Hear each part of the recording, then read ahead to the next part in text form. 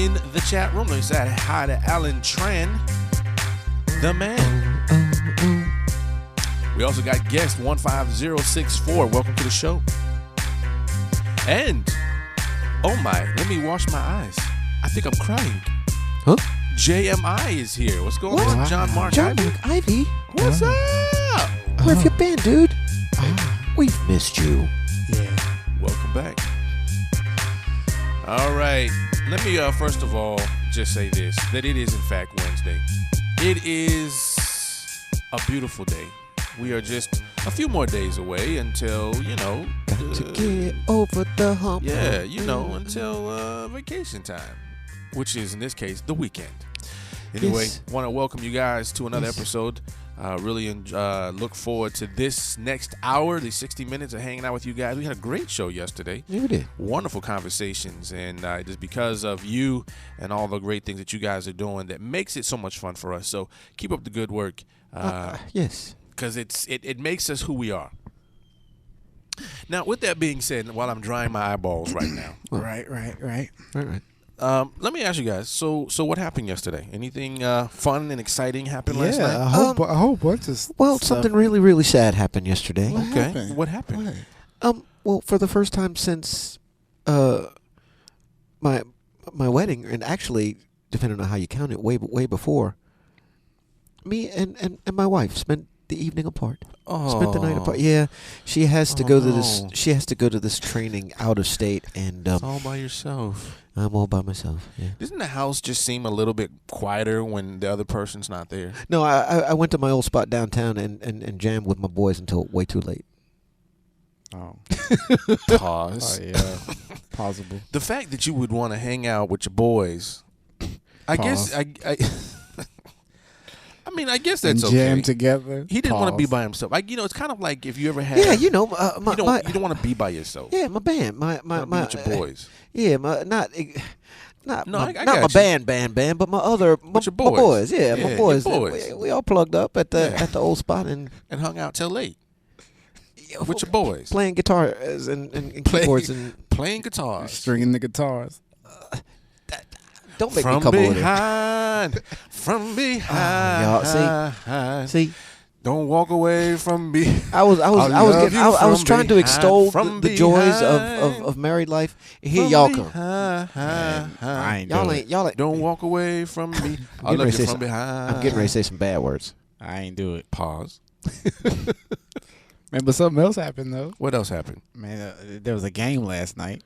Okay. Yeah, what kind of game? What kind of game is it? A college basketball game. Oh, is that right? I don't watch that though. Yeah. So it's hard for me. Yeah, you wouldn't want to watch it. It wasn't. I didn't watch it either. It wasn't too. I mean, who was playing? I guess let's start there. Who was playing? I was busy last night? jamming with your boys. with my funk jam with the Funk Brothers to the break of dawn. Ohio State. Ohio State. That's right. You're Buckeyes. from Ohio. Yeah, but I'm not a Buckeye fan. You know? No, but I was last night though. Oh, why is that? Because they was playing the Duke Blue. Oh, why is that? Why is my hate alert going off? There it is again. But I was terribly. It is right there. I was there terribly. The hate alert. I was terribly upset though. The hate alert was just gone. Like was just. I thought it was gonna be a close, like nail biter type game, but it turned out to be a 23-point blowout.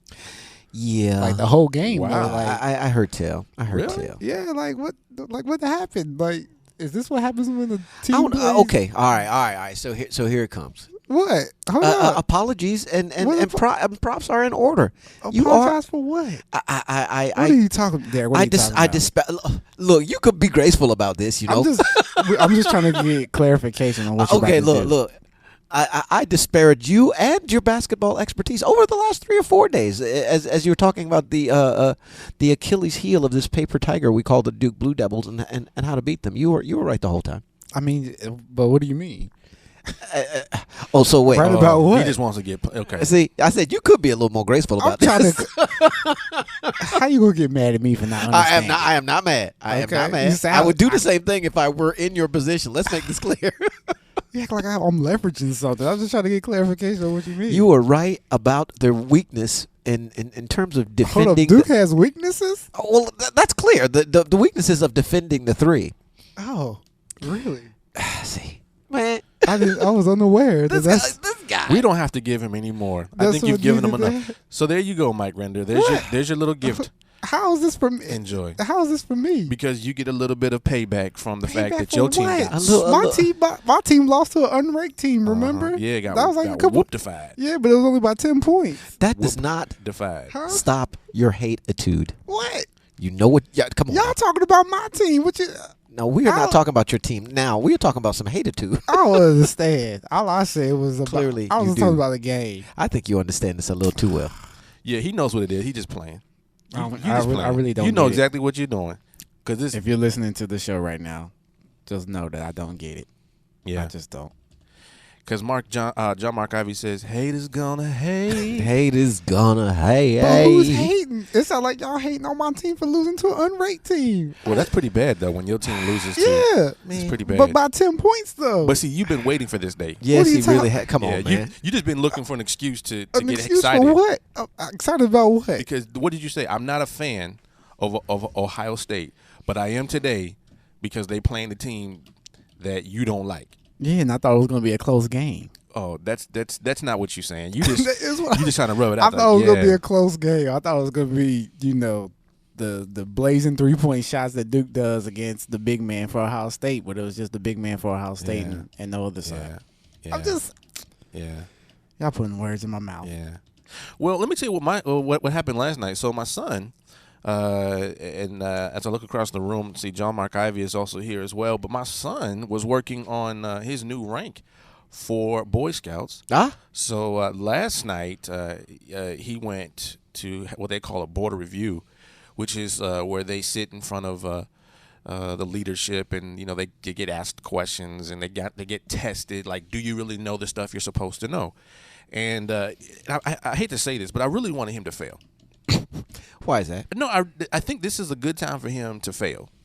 Well, experiencing failure and handling failure exactly. It builds character, as they say. Well, just like Duke's character. I'm glad he didn't. I'm glad he didn't, because he actually went in there and did it. But in the back of my mind, I was like, please don't make this too easy, because the thing is, I go back to the whole thing about team sports. Right, like even if you're a loser, right. When you first start playing team sports, right, like you still get a certificate, like you're still winners, even though you really didn't win.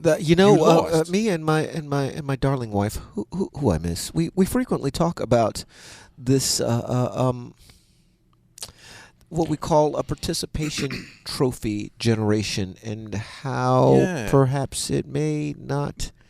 Very well be the best thing. But the kids know the difference. They win, Nah, the kids know the difference. Even do if they lost by do they? I think there's a whole generation of kids that do not know what it is like to be both losing something that you tried really hard at, and not even really having your effort recognized as.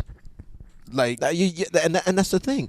I don't survival of the fittest. Yeah, I don't. You got to put some effort in. On the other hand, I just don't need my efforts recognized all that much. The idea that I put my heart into whatever it is I've taken on, that is enough for me. Of course, recognition is a good thing, but it's not something I'm going to walk away all dejected about if I don't get it. I think there's a great chunk of the later generations that don't get down like that because they were raised differently. Man, the kids know. Even today, they know when they ain't playing in the championship game, even if they do get a trophy at the end of the year, they know it's not the Super Bowl or the World Series or whatever. I think you're right. My only point in saying all this is, he did all the things he was supposed to do to get there. So he did that. Did I do the compulsory old man and pull your pants up? Did I get there or did I forget? I don't know. I'm old because I forgot. Yeah, you forgot. Okay, and pull your pants up. There you go. Well, so my point being is that if you're training these young folks, that even if you're a loser, you're still a winner, then they go through life thinking that everything's going to get handed to them, and they don't have to work as hard for the things that they get. And so I was almost looking at this because he's really getting at that point. He's in middle school, right? He's getting ready to go to high school soon, and high school is when things really matter. Like, you really can't mess up too much more in high school because that's when your official record sort of begins. Like, what is your GPA, sir? Well, it's a 2.1. I got some grades to get excited and say, look, I got grades. I could potentially lose this. Right. So that's what I was. So I support my son. Right. Clearly. because we make sure he's there. This is a boy-led program, so it's not daddy making sure his stuff gets done. This is him making certain that his stuff gets done. Right. And hopefully he doesn't have to learn the hard way. But I would suggest one or two well-placed failures may say, you know what, I'm not invincible, and I do have to work hard for the things that I want in life. I'm entitled to nothing. This is serious. Right. That's all I'm saying. Right. And right now with Boy Scouts, it won't hurt him. It shouldn't scar him for life as far as like, oh no, I'm a failure. But I'd rather him lose it now than to be led astray for the rest of his life, thinking I don't have to work as hard and I'm still gonna get where I want to go. And see, I like that because that goes back to like Duke's offense. Like they really got to try. Oh gosh. Oh my bad. That's just how it hit me. I was just trying to. So as long as it touched you though. Yeah, it touched you. Like I seen the metaphor last night. So when you brought the words to life, it's like cool, man. I appreciate that. As long as we understand each other. I'm just saying, I love the show. It's a good outlet. I do want to point out, though, that John Mark Ivey, who was there last night supporting his son, and I think everybody from last night actually got it, but he said, man, they drilled those kids, those scouts, for like 20 minutes straight. Just drilled them like they were, drill sergeants. Uh-oh. I want you to tie the knot right now. Yes, sir. Yes, sir. No, do it faster. That sounds familiar. But he did say that Darius knew his knots and he knew them really well. So big shout out to you, man. Appreciate it. Good job well done. And I'll even pass it on to your son as well, John Mark Ivey. What about Duke? Next item on the agenda. Let me say what's up to Dyslexic in America, LL, who's in the house.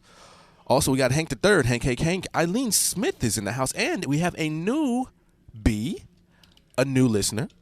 Citron Vortex is also here. Let me welcome you to the show. Vortex. Neat handle. Citron Vortex. It sounds kind of techy, doesn't it? I know it sounds kind of like scientific, like you will enter the Borg. Citron. It sounds like a candle. Or it could be like that's the place where Duke's offense sounds like a drink. I'm about tired of you. Sounds like a drink. Citron Vortex. Getting lost in the bottle. I like that. No, but it sounds cool though. Yeah, that's a bad handle, no doubt. It sounds like where Duke's offense went. It sounds like me looking for my rolled up newspapers. What it sounds like. No. I'm just saying. Don't rub it in. All right. Let's see here. Let's go ahead and switch gears, and let's do Dailybooth. What it look like? What are you wearing? Last day of Movember. Yes, it is. And we'll talk about that. I may or may not shave. Either way, what Dailybooth is. Yes. It's a place where we go to take pictures. You can do that right now. Trying to get this stuff all tied in together. You can use your webcam. You can use your cell phone, or you can just upload a picture.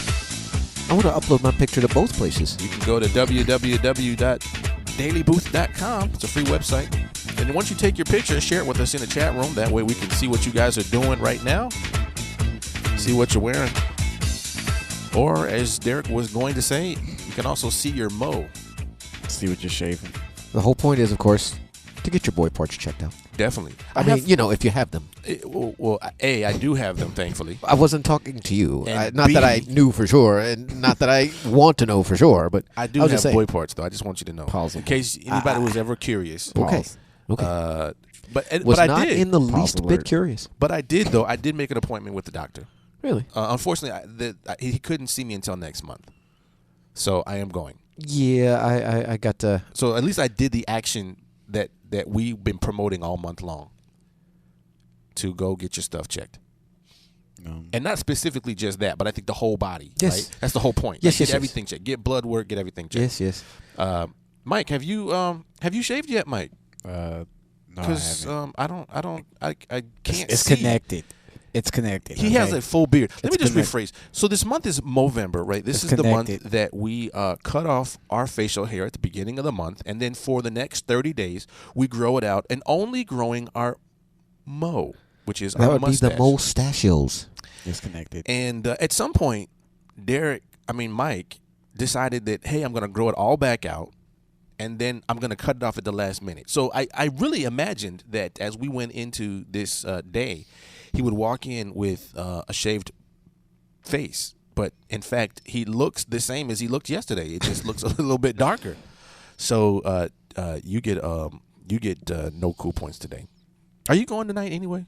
Oh, it's tonight? No. Tonight is. Yeah, I probably won't be going. What happens tonight? Tonight is the tonight. Tonight is the gala where we will go to celebrate the Movember month. This is the last day of the month. This is where we show off our mows. You're going to get dressed up in whatever uniform outfit that matches your mustache. And I think I'm going to just I think I have an outfit that I can do. But it won't be so crazy. Like, I think last year the one that won was Lando Calrissian, which is what Gregory Ng did. Works every time. So I will be there tonight. It is going to be at Extra Gravy. It's a space above Gravy. Tonight, starting at 7:00. Oh, I know where Gravy is. That's where it's going to be. Damn, that's on 135 South Wilmington Street. That's on Wilmington Street. Yeah, that's around. That's actually right in between two of my favorite watering holes. Right next to Marbles, it looks like, or close to Marbles. So so if you're in the area, if you've been participating, go on out there, hang out with us tonight at Marbles. By the way, at Gravy or Extra Gravy, the space above Gravy, starting tonight. There's actually another space below. Below Gravy? Yeah. So what do you call that? I don't know. I didn't know there was a space above Gravy. Dry biscuits. That's very funny. I don't know. By the way, if anybody tells you that like Glenwood Avenue or that Glenwood South District is downtown, clearly they don't know what they're talking about. Just ask them for directions to Wilmington Street. Well, and clearly they now the great thing is they have a Google map here on the page. Let me share this with you so that if you guys are interested, it's actually a Movember, and I think I've already registered for this. Just make sure my name is on this list so I can get in. It's all free. Oh, well, of course, that's why you're going. Well, of course. Hello. You ain't trying to pay. You ain't trying to pay. You ain't trying to pay. No. All right. So I'm going to put my name in here, and I'm going to share this link with you guys right now, so that you guys can also go. This would be great. All right. So anyway, let me share this with you, and then see if there's any pictures that you guys have posted today. And I don't see any in here right now, which means we don't have a lot of cameras taking pictures, and that's entirely okay. But feel free to post those as you get them, and we'll take a look-see. Let's switch gears and look at what you guys are writing. At 18 minutes in, we call this Blog Roll. We rolling up your posters. Oh, yeah. Blog Roll is when we take a look at what you guys are writing, what you're putting out there into the blogosphere. Rolling up the posters. And if you are not yet, Blog Roll, we're not reading your blog post, then make sure I get that link. Send it over to me at damondnollan@gmail.com, and we'll read them or share them on the air. We have two stories today. One is coming from someone who hasn't written a whole lot lately, and he is on the phone listening. So I want to say what's up to Demetrius Harvey, who is listening from the phones today. He has written an article. It is entitled, "Are You Really Covered?" Like with gravy. And biscuits. And biscuits. On his blog, or from his blog, do you agree with this list? We call him Harvey Connects. You can call him DL Harvey, a.k.a. the Silent Majority. You can call him what you want to call him. He's far from silent. But in this article, he talks about, he's definitely far from silent. He talks about insurance. Are you really covered? Have you really taken a look at your health insurance? Your what are you getting? What do you need? And there are definitely some points to consider, because oftentimes we think that because we have a major medical plan, that's everything we need. But have you thought about what happens in between a long-term issue? There's the short-term disability, right? There might be other supplemental insurances that you can get. Maybe there's a cancer policy that you can look into. Maybe there's one that says, hey, my deductible is very high. So instead of, having to pay that, which you may not have the cash for, you can use some of this supplemental insurance to get some additional information or to get that extra cash that you may need in between. So let me share this link with you. You can stop by, let him know that you are a Room 3026 live listener and that you are also supporting his blog. We definitely want to, bump up his count.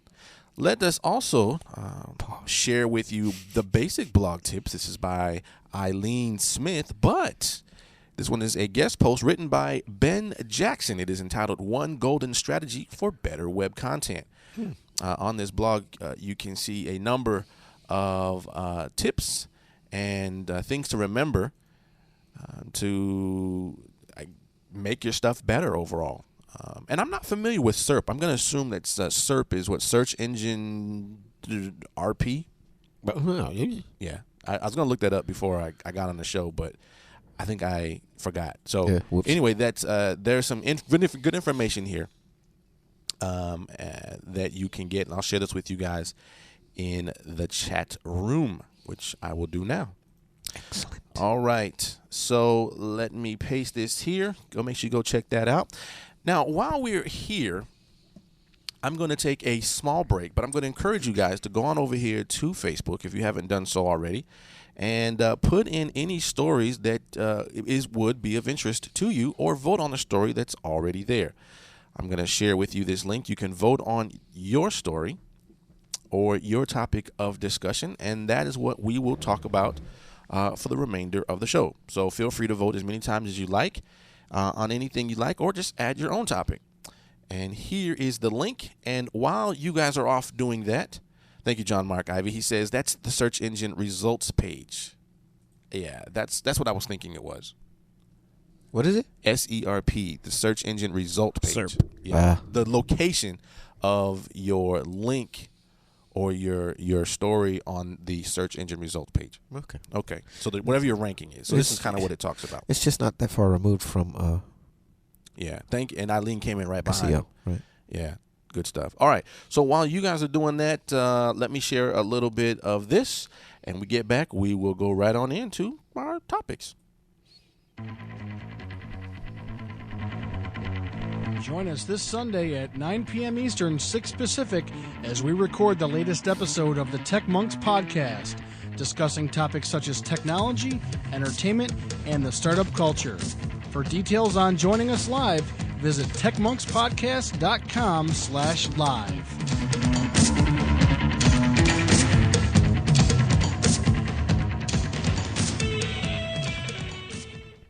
Yes, definitely want to check that out, though, too. It's a good show. Maybe it's because I'm on it. I can't be certain if that's the reason or not. No way. But, yeah, definitely go check that out. So, in any case, as I'm looking over here. Now, Derek, I don't see you voting on this, and neither are you, Mike. I'm looking. Yeah, I can't vote from my phone. So why? Yeah, what's going on with that? It's an iPhone. Oh, ouch! It's another one of those. You can't do that on your iPhone. Yeah, maybe It's one of those. Can your phone do that? And the answer is no. What can't you do on the iPhone? Everything. Nah, I can do some stuff. But you can't do everything. No, but neither does a Droid. But with a Droid, you could. Nah. Yeah. Don't try to hate now. I ain't hating, just, Now he's all of a sudden, because yesterday you said I'm just truth saying. Last night you were saying something totally different. You soothsaying now. Oh, okay. Before I go into it, I have to do my feed watch for the day because we can't forget that. Yeah, sure. Feed watch. So let me go into feed watch, and then we'll come back with our topics of the day. So here we go. Feed watch. Feed watch. Feed watch. Feed watch. Feed watch. Feed watch. Feed watch is where we constantly comb the blog so that you don't have to. We give you the news that you can use because that's what we do. So you best not snooze. You will not lose. Don't do it. Unless, of course, you like singing the blues. A boo woo woo woo woo. This is your feed watch for Wednesday, November 30th, 2011. The Black Eyed Peas discuss going virtual in a new Ubisoft game. It comes from Forbes. The Black Eyed Peas have done it all. Hit records, a Super Bowl performance, countless music awards, but now the group has gone virtual for the first time. Following in the footsteps of Michael Jackson, Ubisoft launched its experience game franchise with the King of Pop. And now for its first follow-up, the Black Eyed Peas experience is out for Kinect, for Xbox 360, and Nintendo Wii. The game developer worked with will.i.am, Fergie, and Apple Diap and Taboo to create this interactive dance experience. They also worked with the 6-time Grammy Award-winning famed creative director and choreographer Fatima Robinson to add new moves and dance routines to the mix. Path's new mobile app is here, and it looks a lot like Facebook Timeline. Coming from Business Insider, Path, at one point a photo sharing service, now is all about sharing experiences. Instead of serving a stream of photos, Path is now basically a stream of comments, check-ins, photos, videos, and other kinds of content, including when you fall fast asleep and wake up. It's laid out in a simple timeline and has a giant photo lying on the top of the screen. It looks a lot like Facebook's new timeline layout, but that's not a bad thing. It looks great on your iPhone and even works well on my Android, and it runs smooth as silk. Path hit 1 million users in October, which is up from 500,000 in June. Spoiler alert, the Asus Transformer Prime is awesome. Coming from Business Insider, the new Asus Transformer Prime tablet will launch in the U.S. on December 8th, according to the Netbook News. Netbook News says it confirmed the date with Asus, but we're still trying to independently confirm with the company. The Transformer Prime is the first quad-core tablet on the market. Tablet? Yes. And it comes with an tablet optional keyboard that docks and essentially turns the device into an Android-powered Ultrabook. YouTube Analytics tells you the tale of your videos. This comes from Mashable. YouTube has replaced Insight, a tool that lets users see detailed stats and other videos, with Analytics, which offers even more in-depth reports and stats, located at youtube.com/analytics. Analytics gives registered YouTube users all the data from Insight in a simpler design, with several nifty new options. It offers a summary report for your content on YouTube, a data filter that allows you to filter reports by content, geography, and date, and an interactive map that accompanies most reports, showing you the geographic distribution of the metric you're interested in. You can now also easily see which videos are driving the most views and subscriptions for you, as well as how long viewers watch your videos. That's going to be really cool, especially that now that we're putting our audios on YouTube. What's next for Spotify? Apps, apparently. Coming from Engadget, we have to wait until noon, which is, well, now an hour ago, to get the official word on what's next from Spotify. But the Wall Street Journal has kindly given us an early peek into what we can expect a few hours from now. Well, ago. Yeah. The Swedish music streaming service is apparently getting ready to go all Facebook on us, offering up apps galore. When it launches today, the service's app finder will include magazine reviews, concert listings, lyrics, and the like. So you'll never have to guess at what Tom Waits is saying again. I don't know who Tom is exactly. Tom Waits is an artist. Okay, well, there you go. Never have to wait. Google scraps black navigation bar for one true Google bar. Coming from Gizmodo, Google's in the process of scrapping its short-lived black navigation bar and is simplifying things with a uniform plain gray search bar armed with drop-down menus, very reminiscent of the Google search bar added on the form of Internet Explorer. And lastly, 200 arrested at Occupy L.A. Coming from CNN, police in Los Angeles and Philadelphia dismantled tents and arrested Occupy protesters who refused to leave the city properly early Wednesday. Los Angeles police moved in at 12:30 a.m. About an hour later, the City Hall lawn was cleared and closed for cleanup. About 200 people were arrested in the operation, which utilized some 1,400 officers, said Police Chief Charlie Beck. Police described the operation as, well, fairly peaceful, and Mayor Antonio Villaraigosa early Wednesday praised officers. You know, Mr. V. The world's funkiest man. Stay funky, my friend. praised the officer's professionalism. The Los Angeles encampment, which has been in place for some 60 days, has become the largest one remaining after police raided New York's Zuccotti Park on November 15th and dismantled the nearly 2-month-old camp there. That is the news that you can use right here on Room 3026 Live. Live. Thank you.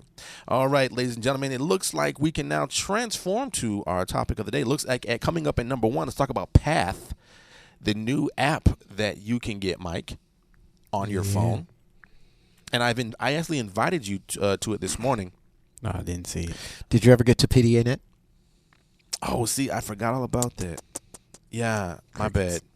I'm I'm just so curious. sorry. I mean, it's cool. I mean, I'm already tethering when I I need it. so apologize about that. It was no big deal. I was just curious. I'm supposed to do that. See, this is what happens when you get busy. Like, everything goes too crazy. Let me say hi to Tracy G. Moore, who is in the house. What's going on, Tracy? Yo. What's up? What up? Okay, John Mark Ivy says Tom Waits is a scruffy-voiced singer. A brilliant artist, I should have said, but I was in mid chewing, so lunch hour in the Onyx Tower and all. So let's talk about Path for a second.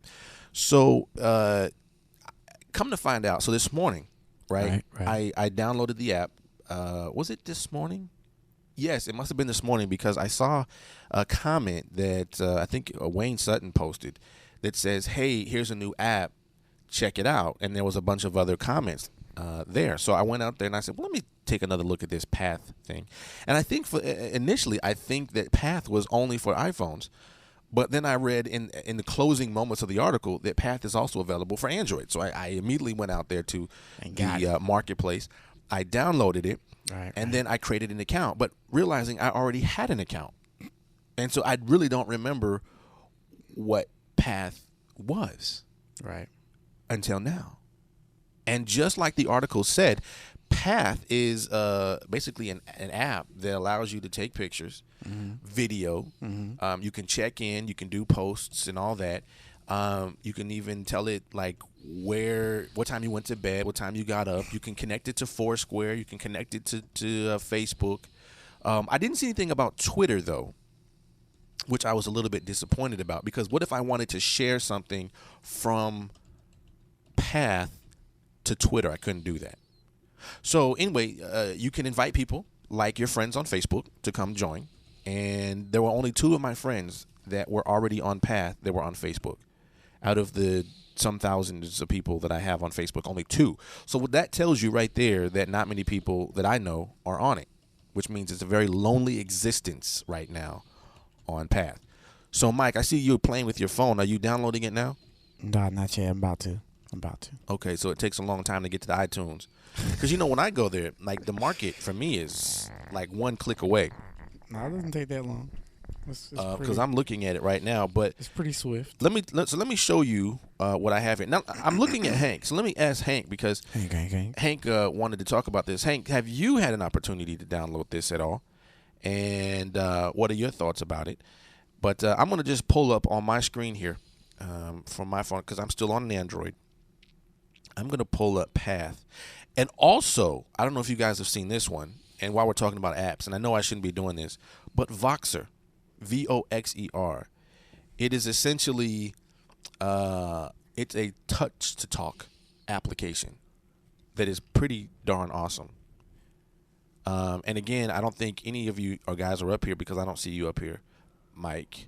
I do see. What does it do? Voxer. It's a push-to-talk application. So I can essentially, I can ping Tim Arthur, and I can hold this talk button, right? And I can say, hey, Tim Arthur, man, we're talking about Voxer, and I'm using you as the example. Hey, man, hit me back. So a 6-second, right? It's not a voicemail. It's not exactly a tweet, but it is kind of like a tweet. And he'll get notified that I sent him, an update. And then he'll hit me back with an audio file. And it's going back and forth, which is a little bit easier than the text message. Like the multimedia text message, you could do a voice note and then send that. Yeah. But this one here, very similar to that, though. But you can just push it. And all my friends who are on Facebook are already using this. surprisingly. And so I've had a couple of conversations up here. It's like I said, very quick. I don't have to leave a voicemail message that you have to log into or anything like that. You come right on here and you can use it. But anyway, back to we were talking about Path. Path is a relatively attractive looking tool. For at least on my phone, the pictures look great. Yeah, it looks great. Again, I haven't had a great many opportunities, if you will, to talk to anybody, so I don't know how well it works. But I think as with anything, any of these apps or anything like that, you got to have people that are using it. And this is where I think a lot of these apps are really missing the boat. It might be a great app, but if I can only get 2 or 3 friends to actually use them, then it's really no good, which is why Facebook and Twitter and all these other apps, Google Plus, will get way more play because there are so many more people that are on it. So, Mike, I'm assuming you have it up now because you're looking at it. Yeah, I'm creating an account now. So far it looks pretty awesome. Right. So I mean, it's a good interface. Right. So I don't know. What do you think so far? I agree. So I guess I'll just leave it at that. Now Hank says I only made one post. I think it's like Oink. Oh, he says I think I like Oink better, which again is another one of those apps that I can't get because it's on the iPhone. But Oink is one of those things that you can basically, I guess, check in on anything and kind of like rank anything, I guess is pretty much what it is. So that's Oink, and that's Path. So I'll let you guys get your thoughts in on that. Again, it's kind of early for me to tell if I really like this or how often I'm going to use it, because I think I'm already taken by all the other apps. Yeah, I was kind of thinking that a lot of it has, for me, my adoption of these kind of things has everything to do with how many of my friends are on it, and do I have time to really deal with it, and does it functionally exist already elsewhere? And I think a lot of what they're doing is already elsewhere, like you said. I mean, and Hank is saying, well, you can check into places, you can like, love, dislike, whatever the case may be. But he's talking about Oink. But you can check into places with Path. But to me, you can already do that with Foursquare, and I can take pictures and I can do all those things as well. And now that I'm not using the 3G as often as I used to, having to open up an app is less attractive for me. Yes. Because now today, even though I have a smartphone, I still interact with most of my social networks through SMS. So to having to check in, turning on the 3G to do that is sort of not as attractive for me anymore. But there was something I was looking at. Yeah, this is kind of hot though. And why do you think it's hot? Just because the interfaces. Oh, because of the interface looks good. Like the little circle thing pops in and out. Like Instagram for me is cool. Like it's an app that I would use if I had it. What? You don't have it? No. Why don't you know I don't have it. Why don't you have it? You know why I don't have it, because it's only an iPhone app.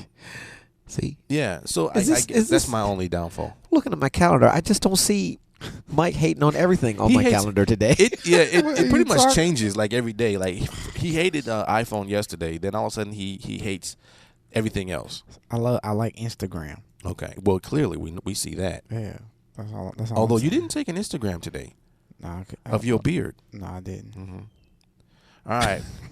Let me change gears and let's talk about what else is on the plate. Let's talk about Dr. Conrad Murray's 4-year sentence. Let's talk about that for a moment. So I don't know if you guys heard. So yesterday he was sentenced, and let me go back a step further. So Dr. Conrad Murray is the doctor that was convicted of involuntary manslaughter of Michael Jackson. He was his personal doctor, who basically allowed him to use propofol, right, and which essentially killed him because of the overdose and whatever else was going on. So anyway, he was convicted of this, and yesterday he finally got his sentence, and that was of 4 years. That's the maximum that you can get for involuntary manslaughter in the state of North Carolina, in the state of California. But that's partially because of the overpopulation of the prisons. No, that's the maximum amount for that thing. Oh, right. But the other part of this is at 4 years, he's probably not going to see more than a couple months, is what some people are saying. Now, the judge definitely wanted to throw the book at him. If he could go further, he probably would have. Michael Jackson's family would definitely like to see him serving 100 years or more, and that may not even be enough for them. But it looks like the sheriff has the final say over how long he will actually serve in a prison. And it looks like, based upon some of the early reports, it looks like he may only serve a couple of months. So my question to you is, what is your reaction to this? A, do you think the 4 years is more than enough, or is it not enough? And then secondly, what are your thoughts about getting only a couple months, serving only a couple months? And I think to your point though, Derek, the reason why he would potentially only see a couple months is because of the overpopulation of the prisons in California. Should have got there early. Beat the rush. So what are your thoughts? I am of the mindset that Michael Jackson had more to do with the killing of Michael Jackson than his doctor. Is that and you say that why? Because he paid somebody to inject him with these different chemicals? I am of the mindset that the drugs that ended up killing him were not forced upon him.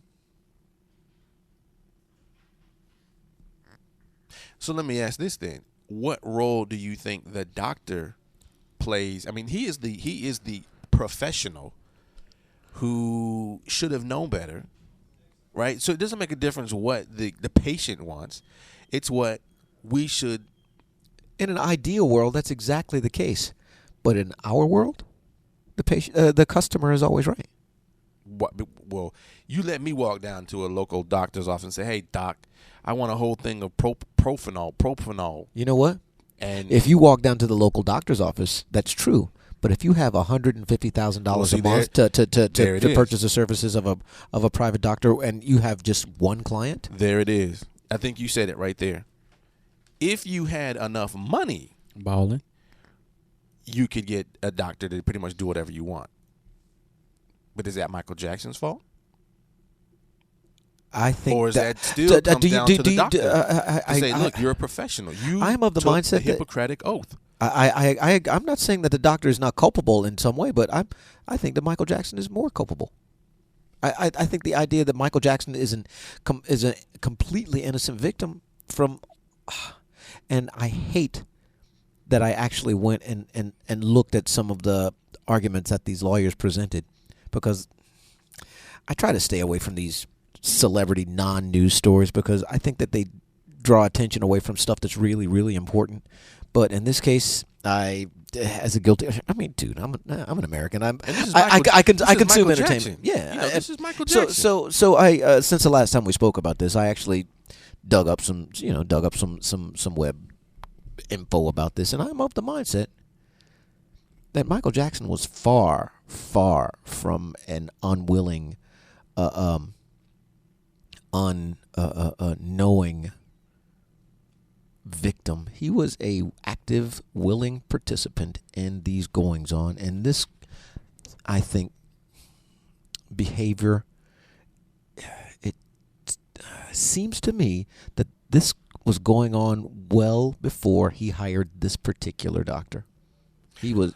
But if you're a crackhead, and I'm just going to use something that we know is very addictive, right? Or if you're a crackhead, for example, and you're under the influence of these drugs, mm-hmm. which we can compare. We can draw a comparison to Michael Jackson also being on a number of drugs. Maybe he was not in his right mind, or in the state of mind that's reasonable to make good decisions. Yeah. Yes, but this particular decision and his state, when he, it's again, this wasn't something that was forced on him, and apparently it was something that he was very, very insistent upon having. Again, I go back to crack for a second. Maybe the first time wasn't forced upon you. Maybe you just want to try it. Well, and that's the other thing. I'm not so. What's this candy? This propofol does not appear. Come here, kid. This propofol doesn't appear to be addictive. What if he was addicted to sleeping? What if he was addicted to getting a certain kind of sleep? Sleeping isn't right. That doesn't. People get addicted to sleeping pills all the time, don't they? Sleeping pills is different from this propofol chemical, at least to my understanding. I think that's a stretch. This is something that he wanted. Doctor gave him, and there is still no proof that he did not give himself an additional dose when the doctor turned his back. But the idea that the doctor shouldn't have turned his back, or the doctor shouldn't have used it outside of the hospital, outside of an operating room. You're right. You're right. But that was long since that had long since been in the works. I'm of the mindset that the personal liability issue here seems to be way under discussed because Michael Jackson is famous and beloved. But he was broke too. I heard he was in the hole over $400 million. Yeah, and the doctor didn't even get paid yet. Yeah, but he had been getting paid $150K a month. No, well, he didn't get paid. Not one. He didn't get paid once. Really? No, the Dr. Murray was actually paying Michael Jackson to keep him afloat. And he was using his own credit cards, his own money, his own wealth. I did not know that. To support Michael Jackson. Well, the thing is, but Michael Jackson's fortunes go up and down. He will make a pile of money with a blockbuster tour and a major record. The one he was going to do. And he spend it all, and he'll just do it again. And that's the only difference between Michael Jackson and let's say MC Hammer was Michael Jackson's ability to do it again. Right. Right. I mean, just the way that he, and he was living in a rented home at that. Michael Jackson was, he was living away. But my point being is that the doctor didn't actually get paid for anything, and I think if you kind of look at this from the standpoint and you say that he didn't get paid. I wanted him to stay alive so he can get paid. Nah, right? I mean, I'm not trying to kill the guy. Yeah, exactly. I don't think that's because that's why he was charged with manslaughter instead of murder. Clearly, this was accidental. But I think the real issue here is who's culpable, who's liable, who's really at fault. My guess, for me, and this is just the way I looked at it, I would say no. I think it's the doctor. The doctor's the professional. He's the one that's licensed in the state of California to make decisions when a patient does not have the mental capacity to do so. I agree, but the idea that Michael Jackson didn't have the mental capacity to do so is something that I would question. And number two, I think that the idea that Michael Jackson would be alive today if not for that doctor is also faulty. I think Michael Jackson was going to do what Michael Jackson was going to do, and he had the money to do it, or at least he had the appearance, the confidence of most people of his ability to raise the money to do it. Mm-hmm. I think those are two really important things. I don't think the doctor would have the idea that this doctor would have changed the ultimate outcome. If this doctor wouldn't, another one would have. And like I said, I think Michael Jackson, because of his beloved status as one of the greatest entertainers of all times, I'm just gonna put that out there. And because that is the case, I think a lot of people are cutting him a break in terms of his personal liability and culpability in this matter. And I don't know, I wasn't there, and I'm not so sure that that's not the right thing to do, but I am not going to instantly just let this thing slide as if maybe he was a victim. But Michael Jackson didn't get away with it, though, either. Well, fair enough. And I think I'm pulling this as a good thing that Eileen said. She said, Derek, though, Mike already got the death sentence. So now let's talk about what should happen to Dr. Murray. That's fair. I think the idea that he should be prohibited from practicing medicine again because of this terrible. I'm not gonna cut the doctor a break either. But the idea of making him the single and sole only villain out of this thing I don't think that's right. I think he should Poor not. Michael Jackson. He should not be able to practice medicine again. Clearly, there was horrible judgment on his part. Right. But I mean, I see your point, and I think understand what you're saying. I think he's catching the. I think he's catching. Well, he's the only one left. That's Like fair. you can't point your finger at Michael Jackson and say, "Dude, this is Yeah, you partly can. your Sure, fault." sure, you can. He knows, but he's not here to take it. You can if some unknown overdosed on heroin. Sure, the drug dealer is liable, but if this were not Michael Jackson, we would be pointing the finger at the dead guy. Dude, this was you doing your thing. So Amy Winehouse, Same thing. right? Same thing. Elvis Presley. Hard not to go. Hard not to be consistent here. Right? Yeah. I mean, well, clearly his doctor, Elvis Presley's doctor, he was convicted as well, and he also received punishment. Of course, it wasn't long, from my understanding. I don't remember. Of course, I wasn't probably not alive that I know of. Sure, you were. I was too young to know. Elvis Presley died in 70 something. 70. I was born in 75. Yeah, it was. I was- 70 mid to late. Okay. Yeah, maybe you were 3 or 4. I was probably just coming out when he was going. Fair going enough. Man, you young. Dang, hurts my in. feelings. Not as young as Mike. What? Do you know who Elvis Presley is, Mike? Yeah. Name a song.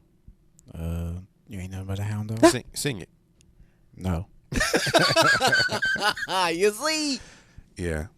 I know of it. You know, always why I know that is because at the time, Chuck E. Cheese had a song, and the little animated characters on the front, we used to sing that song. That's how I learned the song initially, and that's before I realized who Elvis Presley was. Huh.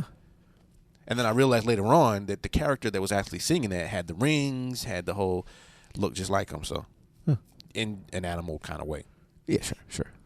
All right, let me take.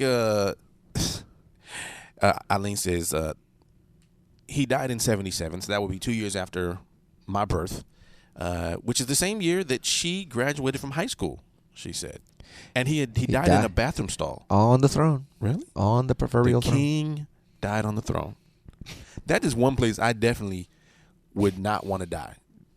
You know, like die in the bed.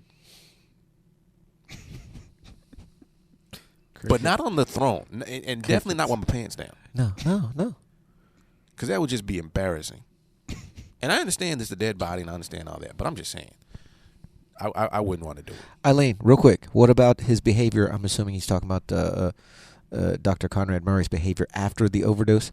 That's a fair question. I think he was doing what any human would do when he sees himself in a bunch of trouble, and that is to save his own skin. And I'm not trying to excuse that, but it is explainable. Wait, I got to hide all these things. Put it in, Oh the, put shit! it in that Oh bag. shoot! Oh shoot! Oh no! Hold on! Yeah. Where's the vacuum cleaner? Yeah. Pull out the bleach. Clean up everything! Run! Call the security guard from the back to help me clean up everything. To me, it's just a sign of guilt when if you do all that. The other way is kind of like if it happened, you would immediately call the doctor. Say, call the ambulance right now. You know, get someone over here. And if you're a doctor, you think you would be doing everything you could. Doctor. All right, with just a few minutes we have left, let me spend a few minutes talking about this thing that's happening or happened down in California. And that is the cleaning up of L.A.'s Occupy or Occupy L.A. Yes. The thing that I wanted to talk about with this, and really I'm just curious more than anything else about your thoughts on the future of the Occupy movement. We saw that out of New York, the park that everybody was in was shut down or was cleaned up. And now we're seeing the second largest camp, if you will, in California now being taken down, and a number of other places that are also being taken down. I'm not saying I'm a supporter or detractor of this at all, but I wonder, what is this really saying about the Occupy movement? Is this sort of the beginning of the end of that movement? Can it be as successful if it was in fact successful at all? I don't even know if it moved anybody to do anything. I don't know. What are your thoughts, Mike? You've heard the story. You've seen the guys downtown Durham hanging on the corner. Talk talk about Occupy for a second. What do you think about the future of Occupy? Is this the beginning of the end, or is there something else? Is the thrill gone? The fire gone? I mean, something suspicious. Is there potentially is there somebody on the other side pulling strings saying, "Look, we got to shut this stuff down now"? But I mean, why? Like, what is it really affecting? Like, I just don't see the cause and effect from both sides. Like, you're sitting out there, and what's supposed to happen by you sitting? Well, they make it difficult. I guess it's like a strike, right? You make it difficult for somebody else to get stuff done in hopes that change will come. So by sitting outside and blocking traffic and causing the police to have to be out there all the time, you're causing the taxpayers money, which makes things more uncomfortable, which in turn would then make other people to have to say, wait a second, we're losing tons of money from having to police all this. Well, we can't afford it. Something has to happen. So what is it that you guys want? Let's have a discussion. What about the news, the media that's going in saying, look, this makes 2 months, 60 days of people sitting around. What are you guys going to do about this, Wall Street? I mean, it's just surprising to me that literally just sitting around in public is causing this much. I mean, yeah, if the numbers are big enough, it's going to, cause the issue, but that's all they're doing. That's it. It's not like they're marching or chanting, singing songs or anything or picketing or whatever. It's just put your tent in. Well, if you heard some of the Republicans' presidential candidates, the way they describe the Occupy movement is a bunch of dirty people who need to get cleaned up. Right? They're raping people. From what I hear, there's a couple of rapes going on. A bunch of hobos are now moving in on the Occupy movement, setting up tents. It's basically what you imagine those hobos that live under the bridges of whatever cities people live under bridges.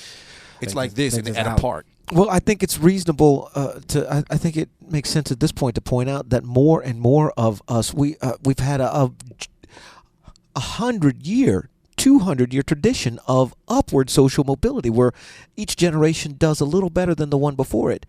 And over this last generation, it's gone down. So more of us are going to be in a position to be living under the streets. You're not going to be able to evict an idea. And I think this is the opportunity for this 99% movement. I'm uncomfortable with Occupy for reasons we'll talk about later. But I think this is time for this movement to grow up, to be sophisticated, to politicize, to go after the root of the problem, and that is the corruption of our system of governance. The money is the system is awash, and they're acting in the interest of that 1% that has pumped money into the system instead of the rest of us. And I am hopeful that this movement is going to begin to move more towards those ends. And I know who can change that. I am America. If he is America, I am moving. All right, let me get out of here real quick. Thank you guys for hanging out with us today. Really do appreciate it. Don't forget, we're here every Monday through Friday at 1 p.m. Eastern Standard Time, which we'll be back here tomorrow. Follow us on Twitter and also on Facebook. And until then, Mike, take us out of here. Deuces. We are over the hump.